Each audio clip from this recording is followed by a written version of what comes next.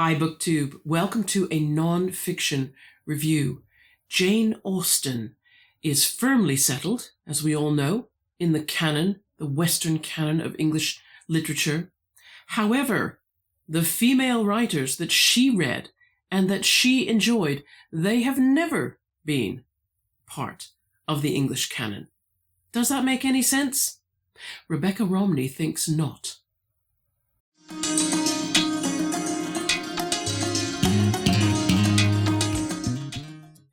Today, we are reviewing Jane Austen's bookshelf, The Women Writers Who Shaped the Legend by Rebecca Romney, 2025. Here's a rare thing, me reading a newly released book. I saw this mentioned by Roz on Scallydandling about the books, and the premise immediately attracted me. If you have read Austen's novels, Northanger Abbey comes to mind, you know that Austen's characters read novels like The Mysteries of Udolpho by Anne Radcliffe.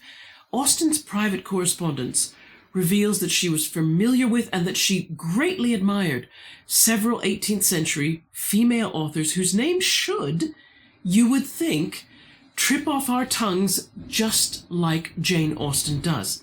We know her name, but for some reason, all these other women have become obscure, and Rebecca Romney became compelled to understand why, and if there was a good reason why we know Jane Austen well, but these other writers hardly at all. And because it is a new book, the prices on Amazon are still reflecting that newness, so they're a little on the higher side. Thankfully, my library had an ebook copy, and so that's how I read this book. Another cheer for local libraries. Rebecca Romney, our author, was born in 1985 in Las Vegas, Nevada. She was educated at Brigham Young University, where she majored in classical studies and linguistics. And then she began to work with one of the big, rare book dealers, Bauman's. And it was there that she developed her understanding of older, rarer books and had to learn a lot of history. American viewers may recognize Rebecca right away because she appeared for several seasons on the History Channel program Pawn Stars as their guest expert whenever there was an old book brought into the pawn shop. And she currently has her own business, Type Punch Matrix, a rare book specialist based in Washington, D.C. And of course, in my description box, you will find her website. Let's talk about the structure of this book. It has a big introduction, which you might be a little taken aback by, but I encourage you to read it. I encourage you because for Romney, her style is, she's not a non-fiction writer in that heavy academic sense. She has learned, I think, to express herself in a way that is attractive, to sell. So there is a sense in which her prose is sympathetic to readers, tries to draw you in, tries to interest you, to point out features of things that you didn't know, so, and thereby continue to draw you in. So it is a worthwhile introduction to read because she talks about the whole discovery process of these 18th century women writers. And then there are 10 chapters, and each one of those, I will put up a chart, will show you the biography of one of these authors. All of them Jane Austen read, all of them she knew, many of them she was able to meet and knew personally and admired personally. And I know myself, I don't know how you feel, but when I first saw this list in the table of contents, I recognized 2 names, and then I looked at a third and thought, maybe, but for the others, nothing, absolutely nothing. And so I knew then that I needed to read this book. And each chapter averages 29 pages. Again, it might seem a lot.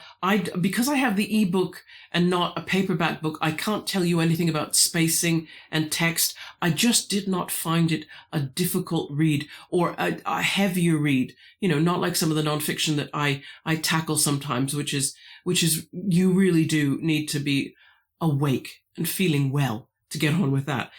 I would call her biographies very up close and personal portraits where she's walking you through the childhood of the author, their marriages, which were mostly disastrous, and tries to build your empathy and identification with these unknown women.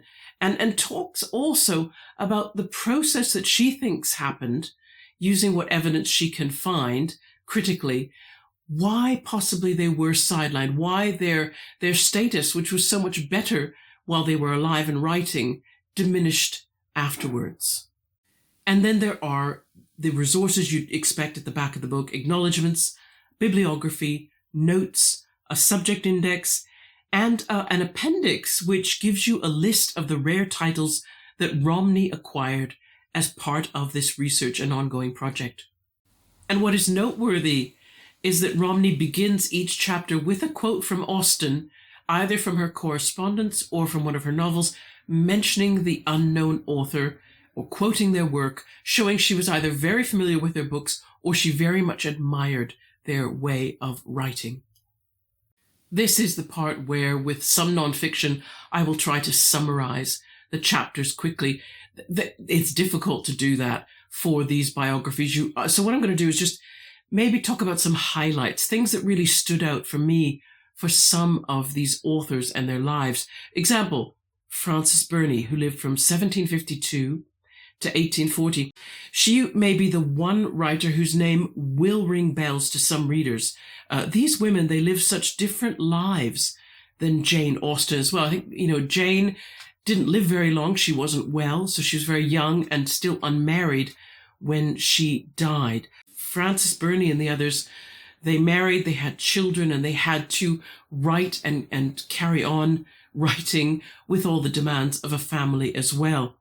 And what impressed me about this book is that the biographies, when taken together, they give us such a full, detailed picture of what was life like for women at a time when writing had just become a way that they could make a personal income, even though in England the law was still not designed to recognize that money that they'd made from writing belonged to them. It didn't. The law always recognized that a woman could not have money or property of her own. It always belonged to the man she belonged to.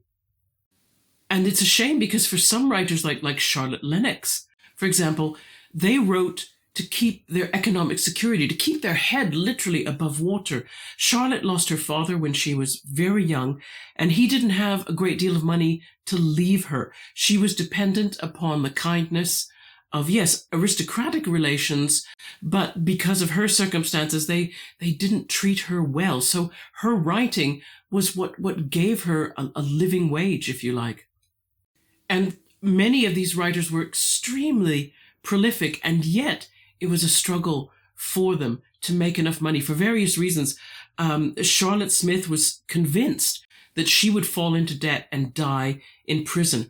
Her husband turned out to be one of those people capable of squandering any amount of money that you gave him. And she eventually had to separate herself and her 8 children in order, and then this was only a hopeful thing, in order that she could try to create some economic stability for those children, but it was difficult. And Rebecca Romney's biographies, I love them because there are places where they almost start to read like novels, and they become, just as compulsive as a Jane Austen would be. And most of the women that Jane Austen admired lived much more difficult lives because of they're living longer, therefore in some cases having medical issues, or their children or their husbands or other family members having medical issues, and that meaning they had to find time to care for those relations as well. And the number of children. Hester Lynch Thrale Piozzi, who has been strangely referred to by her first husband's name. Most of you may know Mrs. Thrale.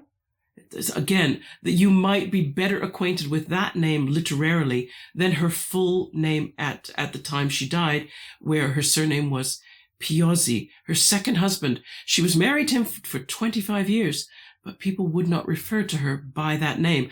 And again, this is another amazing story. I lost count of the pregnancies that Hester had to go through, but skim reading the chapter again, it was at least 13, and from which only 5 children survived to adulthood. And when her husband had a stroke, which rendered him incapable of running his brewing business, she had to take that over. You can imagine the strain was so much that she was pregnant at the time, and she had a miscarriage, which was happening while she was traveling home from the brewery. Her husband, while he was well, carried on affairs with other women, which he didn't even have to keep secret because this is the 18th century. Men carried on affairs with other women like that. He carried on affairs in front of her while she was pregnant. He would make her give up her place at the table as the lady of the house so that his latest mistress could sit beside him. It boggles the imagination of the modern woman. But there you go. And that was Mr. Thrale. That was Mr. Thrale. And Rebecca Romney explains why the literary world has insisted that if it's going to remember this woman, it's going to remember her by the husband who caught a sexually transmitted disease and made his wife, I hope you don't mind this, he made his wife apply the treatments needed to those delicate regions of his body which had swollen from that disease. By the time I finished reading about that first marriage, I felt I needed to lie down for a bit and just recover myself from the reading ordeal. And by her own account, Hester's second marriage was amazing. There was much speculation about who she might marry, and the famous Samuel Johnson, the dictionary writer, he was in the list because he spent a lot of time at the Thrale house eating dinner there. But instead, Hester fell in love with the Italian instructor that she'd hired to give voice lessons to her daughter. And it was the consequences of marrying a man who was below her socio-economic class, who was not English, and, horror of horrors, he was Catholic.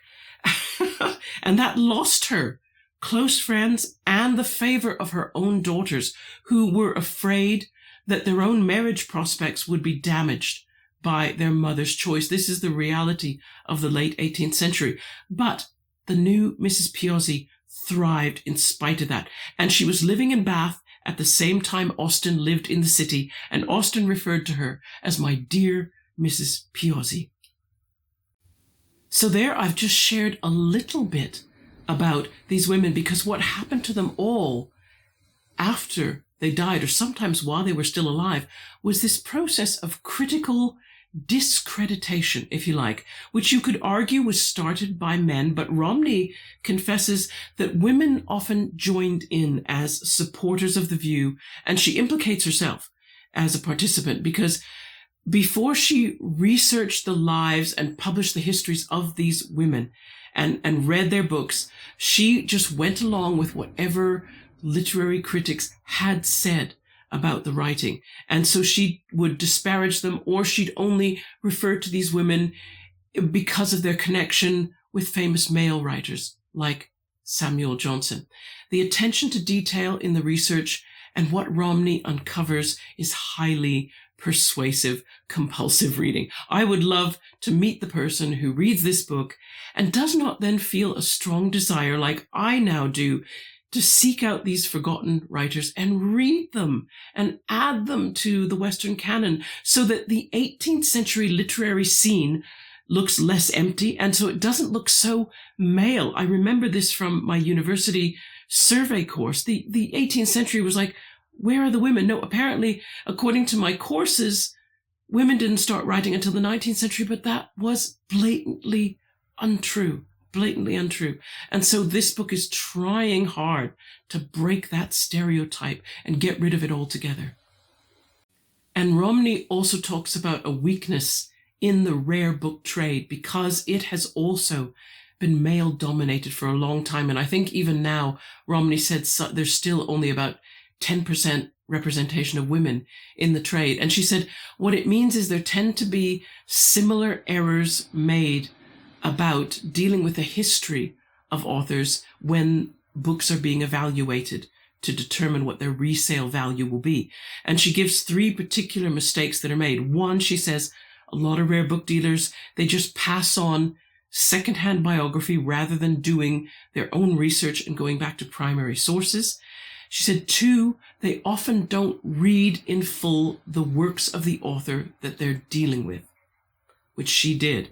But of course, she said she once was just as bad. So she realized that she learned from this research project, you must read the books to be sure that you know what it is you're selling to other people. And thirdly, she said the rare book dealers were often more interested in a lesser known author's associations with a better known author.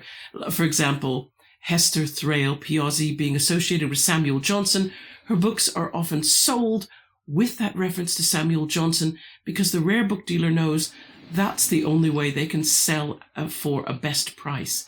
And it seemed to Rebecca Romney, we need to know the women themselves better so they sell their own books on their own merit.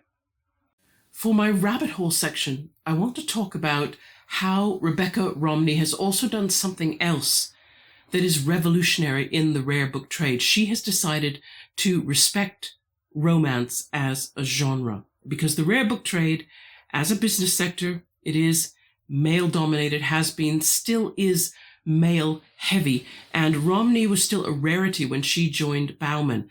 And the presence of women is slowly changing what books are worth finding, and also it's adding to the body of knowledge about books so that we know more about books that are written by women and books that women buy more and read more. And Romney went ahead, and what she's been doing is building a significant collection of 20th century popular romance novels, a genre that has been previously totally ignored by the book trade. And there will be a link in my description box to the Lilley Library at Indiana University in Bloomington, where the collection was on display during 2024 and 25. And there's also a link to Rebecca Romney. She's done a free ebook catalog of the whole collection, and that contains a great deal of material which also appears in Jane Austen's bookshelf, where the writer that she's talking about happens to also be one of the writers she dealt with in the book. Now, I paged through that catalog. It's a huge thing, and I was stunned to discover that one of the earliest romance novelists was Canadian. Yeah, a woman named Frances Brooke. She wrote a novel titled The History of Emily Montagu in 1769 and The History of Lady Julia Mandeville. Never heard of these books. They're both available on Project Gutenberg, and I plan to read them. I just can't believe that we know nothing about these 18th century women writers. And so I'm impressed at how Romney's work is highlighting the fragility of writing by women or by any group that the majority of those who deal in books want to marginalize, that where they want to put some books in the forefront and others are like less important. That's a choice. And I think it just emphasizes that the whole concept of canon is an artificiality. It is a choice made by, you don't even know who exactly, although you could probably find some contributors. And of course, we all go along with it. And sometimes I think what's powerful about Romney's book is it says, let's do something different. Let's do something different. Let's look somewhere else. Let's look at the writing that gets sidelined and downplayed, because that is where you may find a lot of treasures. And by curating this romance collection, she's pointing out the hypocrisy, too, of canon and what gets appreciated and what doesn't. And because the rare book trade has no trouble at all getting excited about other popular genre fiction like crime and horror and science fiction, because those have appealed to and sold to men. But romance as a genre, because that's appealed and sold mainly to women, it just hasn't captured the rare book trade in the same way. So that's a double standard. And so I think what I admire about Romney is she is pushing a genre that gets, I think, a little bit more abuse than some of the others, a little bit more discrediting than it deserves. And that's the review done. I hope that inspires you to just go and have a look, even looking at the table of contents in Jane Austen's bookshelf, at the names listed there. You could do no worse than to just try out a couple of their books, but if you don't know that they're there, you don't go searching for them. So yeah, please go ahead. I will have the list of names in my description box as well, so that you can look them up. In the meantime, I hope everybody's October reading is going well. I'm sorry that I still have this croaky old throat. I'm hoping that seems to be the thing about a cold for me that lasts the longest, is the funny voice. But hopefully that'll go away. And when you hear me in a few days' time, I'll be back to normal. Until then, everybody, look after yourself. Take care. Bye-bye.